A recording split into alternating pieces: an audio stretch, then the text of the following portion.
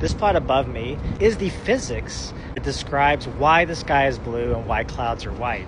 My name is Jorge, I'm a physicist, and let's talk about it. This plot has two axes. Up and down is how much of the light gets scattered. Left to right is the ratio of the particle diameter to the wavelength of the light. It's very important because as the wavelength of light approaches the sides of the particle, you get some interesting resonance phenomena.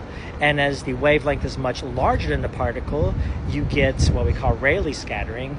And when the wavelength is much smaller than the particle, then you get optical scattering. In the optical mirror regime, the wavelength dependence starts to disappear, so all wavelengths start to scatter equally. On the left-hand side of this plot, we have this line with a steep slope. And the slope indicates that there's a heavy wavelength dependence on the amount of light that scatters. Once you get towards the flattening portion of that curve, we're talking about something called me-scattering. And you see in this point, to the amount of scatter is kind of independent of the wavelength. And that is why clouds are white. All of the colors scatter. And the reason we have me-scattering in the clouds is because they're comprised of larger particles, water molecules bound together, whereas the sky is just nitrogen molecules. Cloud particles are bigger than air particles.